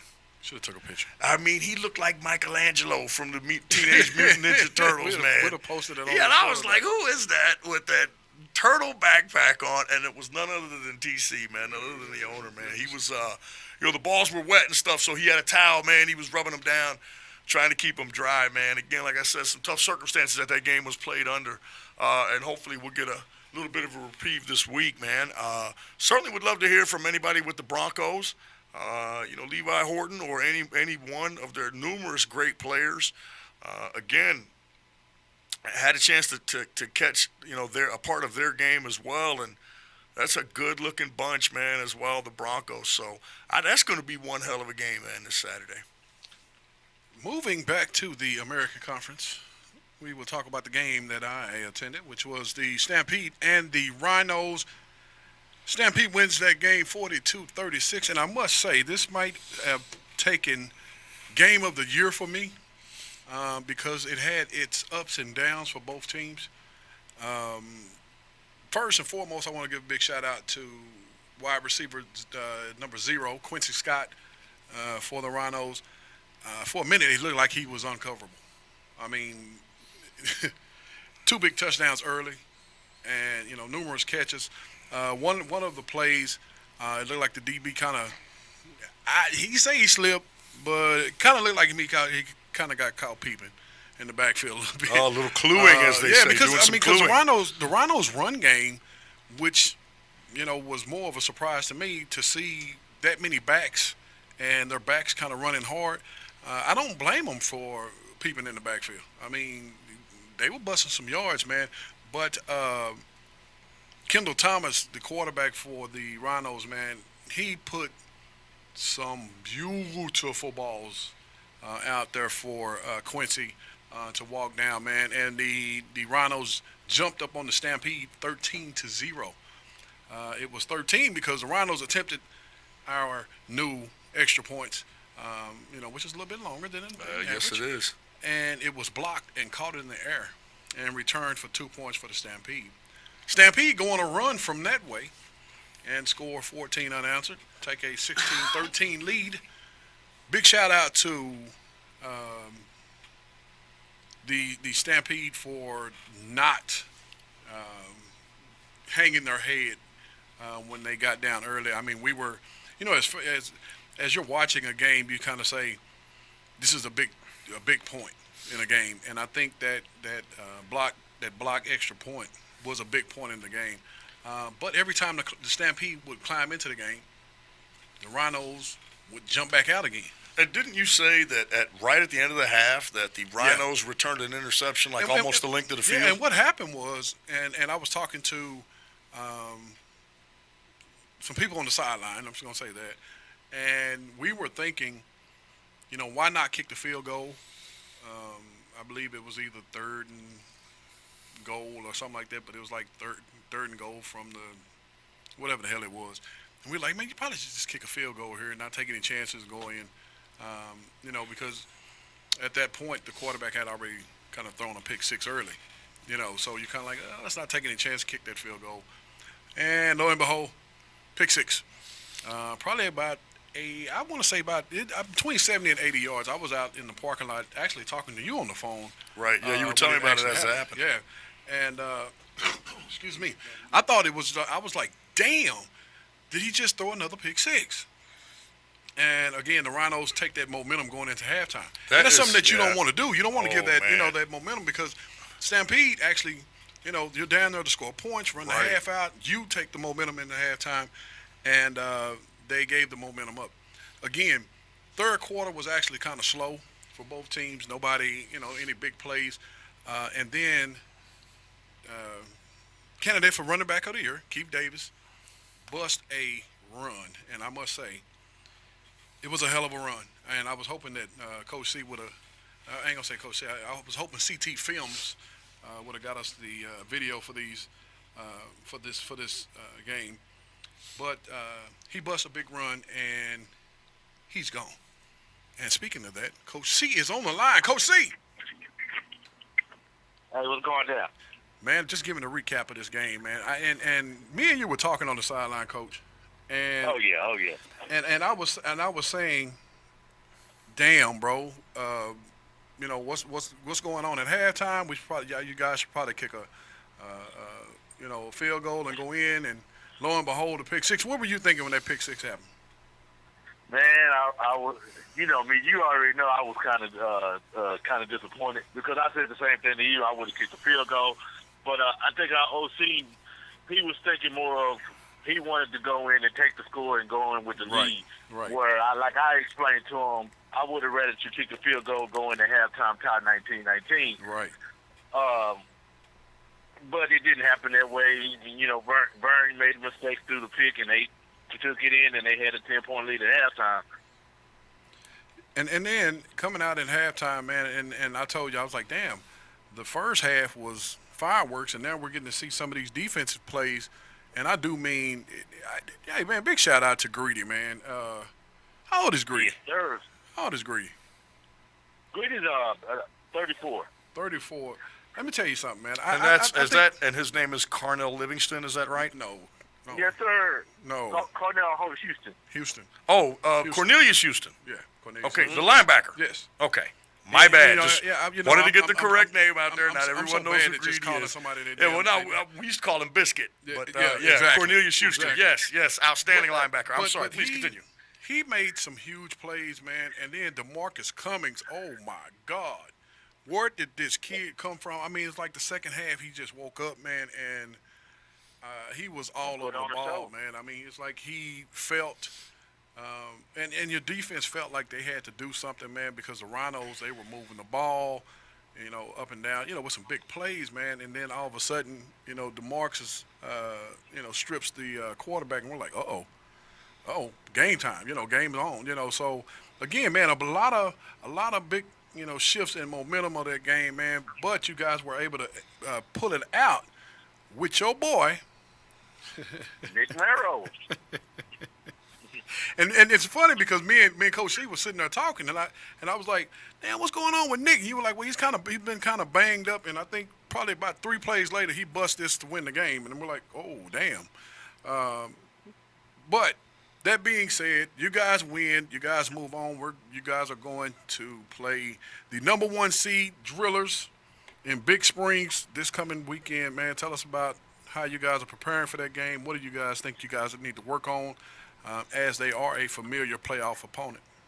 Yeah, I mean they are a familiar opponent, but we also know that they are a different team than they were last year offensively, only because they don't have Chris Ware this year. Mm-hmm. I believe they're more of a running team, like more of a read option team, so we got to prepare ourselves for that, for the running game. Of course, you kind of alleviated that we had a little bit of trouble with the run game at first, but my bad. then, like I said, like I said, in the second half, we kind of shut that down a little bit as we were figuring out what the Rhinos were doing.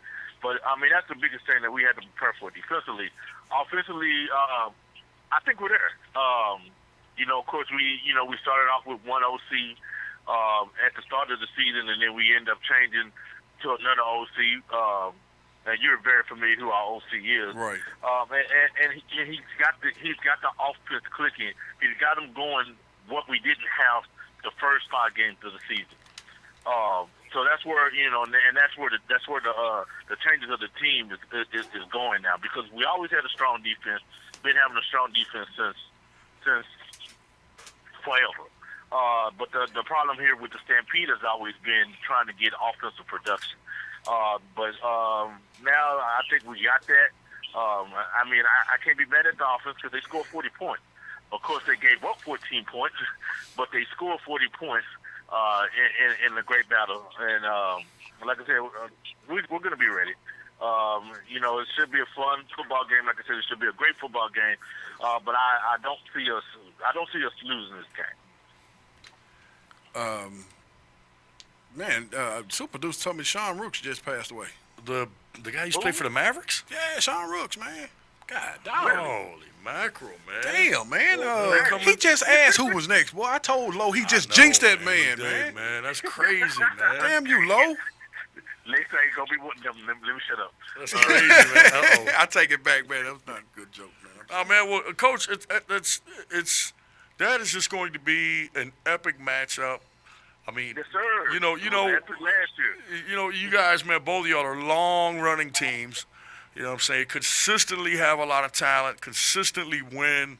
Man, that is going to be an epic ball game, man. And a little bit closer, being in Big Springs, a little bit closer than the 5 hours that you normally take to get out to Midland. It'll take you about 4, so that'll help a little bit, man. But, boy, that is going to be epic. And, again, here it comes again. You know, it's you went out there last year. You know it's hard to win out there. Okay, and you're thinking maybe this year the draw may be different. Not that you're afraid to play anybody or anything like that, but you thought, well, maybe the draw will be different. And you know what? Here it is again. You guys and the Drillers again, man. You can't escape it. It's destiny. Yeah, I mean, I definitely kind of put in a lot of our players here about a month ago that we're probably going to be the team that play the Drillers, and we've been kind of knowing that. Of course, Hawks almost shout out to the Hawks because they gave a good fight. We was hoping that they could pull it through so we could go on to play the Bullets, but going out close to Midland, we're always looking forward to that every year. Like Heartland said, it's become a big known rivalry between these two. Yes. The past 3 years. So, like I said, we're looking to go out there and have a good time and give their fans a great show, just like we did last year. It was a great football game between the two. I don't see any different. The only difference I do see is maybe we're a little bit stronger than what we were last year. And I think they kind of got a little bit weaker just because they got the split of the two teams out there. But like I said, we'll see, and hopefully it'll be a great matchup between the two. And like I said, we should come out on top. Man, you got to respect that, man. Charles isn't pulling any punches whatsoever. He's not saying he doesn't. He's saying he thinks that they've fallen off just a bit, and that they've gotten stronger. Man, I appreciate the honesty, bro. Right. I definitely do. Yeah, I mean, I'm not pulling punches because this season was either it's championship or bust. Kind of like how y'all was talking about Browman. That's what this whole season was about. That's right. Yeah. It wasn't about getting to the championship. It's about getting there and winning. Yep. And that's what we plan on doing. Yeah, you guys have taken a lot of slack over this past off season and this past season about losing the championship last season. So yep. I know it's sitting in the back of your head like we got to get this. Hello. Yep. Yeah, that was a real big bad taste in a lot of our mouths to walk off our home field and watch somebody else hold the trophy. So we definitely wanted to make sure that we get back there and we're going to take pride in trying to take it back. Whether it's the Houston team or Austin team, it doesn't really matter to us. But we're definitely in the fight, and anybody that we face, they might as well just go and get prepared for it because we're going to be in. There's not a game this year that we haven't been in, where it's been the Bullets, the Trojans. It really doesn't matter. We've been in every game, and we're going to continue to be in it. Well, that's great stuff, man. That is good stuff, man. Damn, you was on fire tonight, Coach. Man, good stuff, Coach. You was ready, wasn't you? You hey, man, thought I was going to throw some curveballs at you. I ain't got no curveballs tonight. Lenny Williams say, I get the buck out and say, hey, I'm here for my guys. I was getting buck out the whole time. Hey, man, but you know what I'm saying? I enjoy watching them guys. I enjoyed last week's game because, it was heated between the two. It was great, and I'm looking forward to seeing that throughout the rest of these playoffs. Man, it's probably the best season that I've been a part of, and like I said, hopefully we don't let our fans down, and we're gonna go out there and try our best for the Fort Worth area. And I know that Mr. Harlan he's gonna try to fight his best for the West Texas crowd, and like I said, we just hope to give them a great show. Hey, do me a favor. Tonight, send Mace text and tell him he lied. Right. Just say he lied. Just say DG said you lied. That's all I want you to say. He lied? Okay. Yeah, he'll know why. He'll know why. I told him. He'll know why. Just say you lied, and he'll know why. He probably listening and probably saying, "No, you lied because it's supposed to be Monday night." That's the only way he gonna get away with it. Hey man, I do want to give a shout out to your head coach, Mark. Man, he did something that usually veteran coaches do. Usually, kind of rookie head coaches, they kind of make a mistake, and when their quarterback is struggling early, they want to bench him and bring in the second string, especially when you got a second string like Ed Young. It's kind of hard not to say, oh, let me get Ed in here. But he stuck with his guns, man, and we all know Vern, man. Vern, he's a young guy, man. He's going to have his struggles, but he still can play ball, and you do have to put your faith in him. And Coach Mark, man, he left his faith in him, and, after the game, I was talking to him. He said, look, he brought us here. He got us here. I'm not going to destroy this kid, even though it's a playoff game, and say, oh, you done messed up. You got to come out. So big props to him making a veteran head coach's decision. I definitely give praise to my head coach, my OC, and my DC. But definitely, Coach Mark's been with us for 3 years now. Moving from that defensive coordinator role to the head coaching role, taking my place. And me and him we talk every day. But yeah, man, he's definitely a guy. He got him pumped up at halftime. We got down by 10, and he did what I thought what I would have did, and that was get off their tail and got him going. And like you said, he had faith in Vern, and me and him talked about that this week. Right. Like you just told me, he didn't want to mess with that young man's head. He said we made him the starter for a reason after about this fifth game, because of course everybody know we was going to 3 different quarterbacks until we felt comfortable with who we wanted to roll with. Right. And of course, it's Vern. So Vern is going to be the guy, and we're going to live with Vern or die with Vern. And I can respect that. You know what I'm saying? So hats out to him. Hats out to the staff, getting them guys together. Hey, you can still call me Coach C, because the next two or three games, Coach C gonna be on the sideline. Oh Lord, here we go. Here we go. Somehow we always work our way back to the damn sidelines, don't we? There it is. Oh yeah. Get your ass off the sidelines and up, damn Jerry. You just like Jerry, man. Get up and get your ass off the sideline. Hey, I can't help it that my head coach said he needed me on the sideline. Of course, I couldn't do it last week. We didn't have nobody running the clock because you didn't want to do it for me. Hey, look here. Y'all wasn't going to cuss me out, man. Big shout out to the Rhinos, man, and their staff, man, Levin and Jim Monday, man. They put together a great team, man, made a nice little run here in 2016 as they got back up and going, man. So big shout out to them, man. They got some damn athletes over there, bro. Good coaches. I gotta say, I am thoroughly impressed with the athletes that I've seen so far in the MPFL, man. I've seen some guys who, again, I've seen offensive linemen that I'm glad I don't play any damn more, because these are some huge ass guys, man. And I'm like, damn, I'm 6'5", 320, 340, whatever you want to say. But these guys are like 390. Hey, buddy. You seen Darren Billups out right tackle. You was like, who is that? Yeah, man. The damn right tackle, man. I swear to God, dude. This dude is like damn mountain, man. I was like, who the hell is this dude, man? I had never seen him kind of up close. I was like, damn, man, where the hell is this big dude come from, man? And then after the game, I walked up to him and I said, man, I still speed rush your ass, though. You don't know me like that. He didn't even say nothing. He just looked at me and kept walking. I was like, damn, that's the kind of respect I get now. Maybe in the wheelchair games. Hey, buddy. Look here. Coach C, man, we appreciate you, brother. Man, I appreciate y'all, man. Y'all keep doing what y'all doing. Thanks, Coach. Appreciate you. Hey, man, go ahead. No, I was just gonna say that's when we still have that one matchup that we have not talked about. We're going to it now. And that is that man. I tell you what, those 4 versus 5 matchups. Yep. Always very, very interesting, as was the Stampede and the Rhinos. 4 and 5, yep. Just 4 and 5, man. Just an incredible matchup.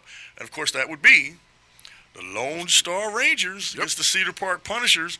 This is one that came down to the very end. Tight ball game, man. And the Rangers have made some tremendous strides. Oh, man. And the Punishers just continue to be good. Yeah, man, and you've looked at that Rangers squad, man. This is what surprises me, man. I remember last year they got a lot of slack because, everybody said, oh, well, they can't do nothing but run the ball. But now you look at the stats, and it looks more like they're more of a rounded football team. And you can tell that they were young last year, and you can tell that they grew together because of the way that they were. I mean, damn, they were 8-1 fighting for the damn division championship. And to see that, I mean, that's a huge improvement, man. It's a big step for them to get that W over the Vipers during the regular season. That can kind of propel your team. Yeah. It certainly sends a message to the rest of the world and to your team that you're real. Right. And you're ready to go regardless of the circumstances. Much like it did for the Punishers last year. Right. When they were able to, knock off the Vipers. Right. I mean, when you're beating somebody really good, man, it helps. When you're competing with somebody really good, it helps. And again, man, they have made tremendous strides. They have a great coaching staff. It's a big group there. Oh yeah. Down there with with the Lone Star Rangers and Bill and those guys, man. And again, what can you say about the Punishers and Ken Smith? Those guys just continue to be good. Good seems to translate. Right. From different league to over here to the MPFL, and there's something that they're doing. It's not by accident. Right. They're not accidentally good because we feel like our league is extremely competitive.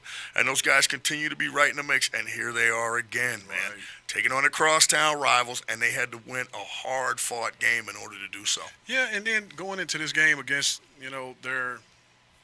it's kind of hard to say rivals. When you look at rivalry, you look at, Austin, San Antonio for a while, even though Austin is on the big end of that now. Those things kind of go back and forth a little bit. And then you look at the Stampede Avengers, that used to be this, huge rivalry. But I think in the, last couple of years to see the Vipers and the Punishers go at it, I think that is, even on the message boards, they go at it. It's like, damn, okay, so these guys. The Punishers broke through and made it a bit of a rivalry. Regardless of what anybody says, the Punishers broke through and got that win, and that makes it a rivalry. Well, and I think again, it knocks the bully mentality off. Yeah, we're not scared of it. Yeah, they know it's been done before. We didn't beat you once, we can beat you again. Exactly. So, like you said, that the matchup with the Lone Star Rangers for them was huge. Them to come out that game, man, and I just wonder sometimes when you look at matchups and you say you had a super hard game the previous week, how does it affect your team? Does your team say, are they banged up or they beat up? Because both our 4 and 5 matchups, not only that, you look at the Hawks and Trojans and some of these other games who were coming down to the wire, and you got all these injuries. Yeah, both the 3 and 6 matchups were. And you don't have that time frame. So there's no bye weeks to get it, healthy now. That's right. So you wonder coming out these tight games, who's going to be the healthiest team? Who's going to be, who's offense, and the key starts in the trenches. We all know that, especially on this level. Whose offensive line is going to be the healthiest? Defensive line, we don't really get it too far into it because the rotation is so heavy on defense. That's right. But when you look at the offensive line, you speak of the Trojans. I mean, I've heard they lost 3 linemen. That's a killer. And we have, people playing out of place, to fill those spots. So how is that going to hold up against the Bullets, who defensive line has been, tough for years? How is that going to hold up? And then you look at this next matchup, you got the Punishers and the Vipers. You look at them and you say, well, the Vipers, although it was tough the first half, they kind of had a cakewalk in the second half or late in the fourth where they were able to take some of their starters out and get them healthy and say, okay, well, you guys get a rest. Let's get these, other guys some playing time, which, again, benefits them later on down the line. And then you got the Punishers coming off this game where it came down to the wire and you got, big plays, big hits. Again, you wonder how does that affect the Punishers going into this game, especially a game against the Vipers, when they know, the Vipers are the team to beat. I think the Punishers are used to playing in a lot of close games. Look at last year, they did have a 9-1 record, but so many of their games were ultra competitive, just like this year. Yeah. And I think, again, there's something to it when you play a lot of close games, but you come out on the winning side of them. You know, there's something to it, man, that these guys know what it takes to win during winning time. Okay, and then of course there's, you know, the electrifying Darrell Owens, who plays quarterback for those guys. I mean, the guy is just he is just a phenomenal football player. And again, he's going up against a team that is loaded with great football players and that knows how to win and expects to win. They are expecting to win. So it is definitely going to be important for, if there is some sort of, you know, portion at the beginning where the Vipers have a slow start, if that is indeed a trend with them, then the Punishers need to take advantage of it, because you know the Vipers are going to be there all day. It's going to be an all-day sucker. But again, as I said before, the Punishers are a team that is accustomed to playing in a lot of close games, and from their standpoint, they're accustomed to winning those games. So no heavy travel here. Right. These two teams know each other. Right. They are familiar with what the other one does, and it should be a great, great football game, man. Again, at Kelly Reeves, as I said before, don't be surprised if the MPFL championship in 2017, which will be in Austin, ends up at Kelly Reeves. I don't know if you remember, but we went down and called that DeSoto Stony Brook game, I believe it was. Stony Brook or Stony Point? Stony Point, yes. I'm sorry, Stony Point. My bad. Thank you. Yeah, we went down there and called that DeSoto Stony Point. Great venue. Epic venue. Yeah, man. Absolutely an epic venue, man. And we are closing in on finalizing the details for our championship game as well. Just had to get them the paperwork, get everything done. Don't like to announce until it's all done. Yes. That process is taking place today. We did say it'll be in the DFW area, and we have got a slam-bang venue chosen for this football game, which we will announce real quick. I know we're coming up on the end here. Our All-Star Game format will be a traditional format. It will be a traditional American Conference versus Patriot Conference format. Again, we've got to look at the numbers. That format in and of itself may change a little bit, but needless to say, it will be an MPFL versus MPFL All-Star Game format. The team from Florida that we were attempting to make contact with to play the game is going to be unable to. So the All-Star Game, which is scheduled for July 9th, will be an all-MPFL format. We'll post on the website information about how about how players can order their jerseys. We sent the information out last week about how coaches can, have their players nominated and selected for the All-Star Game by selecting them. Also, too, we understand that not everybody that is nominated will be able to participate in the game, but they still want to be recognized. We got a procedure for that, too. And, again, that's going to be very epic, having a chance to get all these players from all the 5 corners, or however many corners we've got, all together to knock heads, man, in an all-MPFL showcase. Yeah, it's going to be fun, man. Again, big games this weekend, man. People were talking about how the matchups of the second round were epic matchups, and how it hadn't been seen on this level, where you got so many champions or runner-ups playing in the second round of the playoffs. Yes. in one league, man. So big matchups, man. Get out there and see a game somewhere, somehow. If you can't get there live, go and check out KMAX Sports, and you can catch the Austin Vipers versus the Cedar Park Punishers game live from Kelly Reeves Sports Complex. Time now for... What in the hell, bro? What in the hell? What in the hell? What in the hell? That's right. It is now time for What in the Hell. This is the place where you can call in and tell us what in the hell. There can be anything about everything or anything that you want to talk about. Phone lines are open right now, 214-504-3854. If you want to get in on What in the Hell, call now. Mute your line until we call out your last 4 digits. Anyway, I'm going to throw it to you, Commish. Commish, what in the hell, bro? Ooh, man, a good one indeed. Okay. What in the hell is up with Houston traffic, man? I thought Dallas traffic was bad, man. Houston reminded me of that Los Angeles.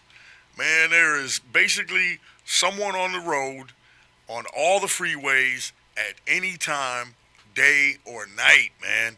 It was hectic. And I know we had some rain and that jammed it up. And I know, being out here in Dallas, man, it is tough to complain too much about traffic, man. But, boy, I tell you what, for a while, Dallas traffic was worse than Houston. Houston has caught us in that. You guys have caught us in the traffic department. I loved my time down there. Would even consider moving down there. That could potentially happen. I do love Houston, and I love the city, and I love the town. I love the people. I enjoyed my time down there. But what in the hell is up with y'all's traffic, man? Open up some HOV lanes or something, man, so I can get a big inflatable dummy and stick it in my car, man, and ride on it, man. Got to do something down there in Space City about that traffic, brah. Well, what in the hell goes out to the city of Dallas and the railroad system? That's right. I'm calling y'all suckers out. The other day, as you well know, I was driving to my job and ran over the railroad tracks, or went over the railroad tracks. Ah, yes, that's right. And went as slow as possible to get over the railroad tracks, only to come out at lunch and find that my tire was flat. Not only was it flat, it was cut. So there was no way to actually put some air in it. My first instinct, or my first thought was, who the hell slashed my damn tire? And then it rang in my head. It was the damn railroad tracks, right? So I get in the car and drive it on the rim. Yeah, I did that. To a place for them to fix the flat and give me another tire. Lo and behold, he walks to the other side and he says, "Sir, you need another tire." I said, "Man, you must be out your damn mind. You just ain't gonna get me like that, bro." I look down and this one's slashed too. Ouch. The only reason I know that it wasn't a stalker or somebody that slashed my damn tires because it was a crooked, slash. Now, had it been a knife slash, it would have been straight across. But it was a crooked line. So after doing all this, I called the railroad company. Because I believe they also have messed up my control arms. Somebody's got to pay. So in my mind, it was going to go like this. "Hey, Mr. Railroad, you guys messed up my tires. Could you please pay for my tires and my control arms because I've been running over your tracks for over a year now. And I am not the only one who has been doing this. We have had numerous complaints at my job about the railroad tracks that you guys have not fixed yet." Right? In my mind, that's how it was going to go. I make the call, and I pick up a guy from Nebraska, picks up the line, and he says, I almost called the name. I'm not going to call him out. But he says, the number that you dialed is not the customer service number. You need to actually call this number, and gave me a contact for somebody in Garland. I called that number. The lady in Garland gave me a number for a person in Dallas. I talked to that person, who in turn gave me the number for the man in Nebraska. I knew that was how that was going to go. I knew that's the way that was heading. To runarounds. You gave me the damn runaround, and I still ain't got my damn money for my damn tires or my damn control arms. And I've been calling them for 2 damn weeks.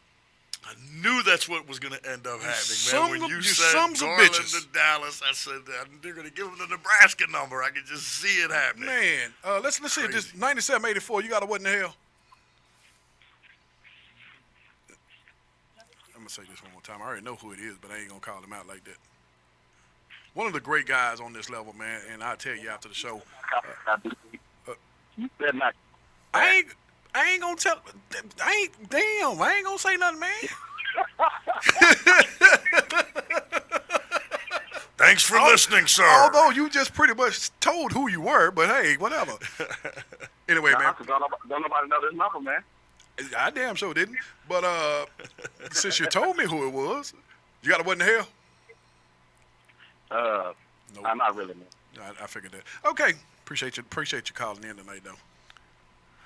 I'll tell you who it is after this commission. Carpet cleaners. No. No.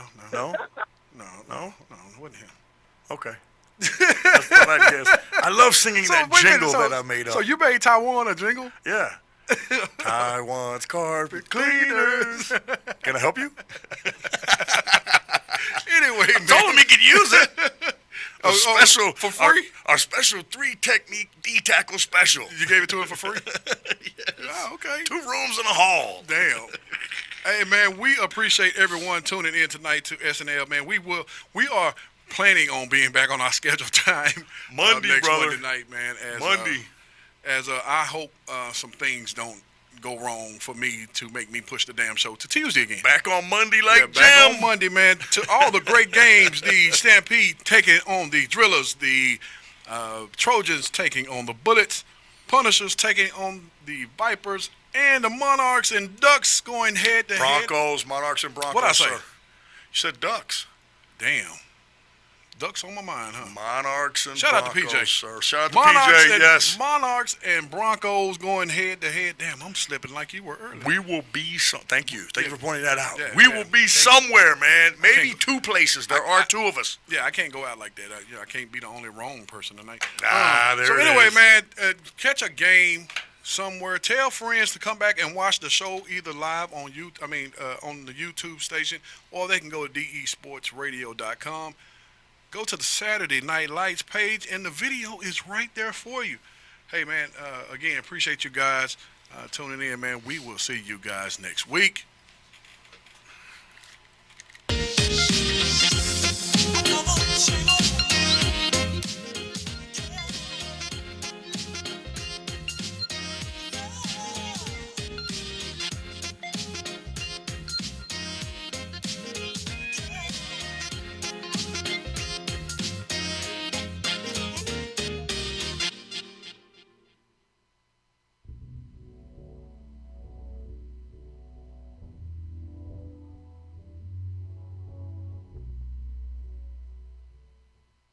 Extreme 103, XR103.com.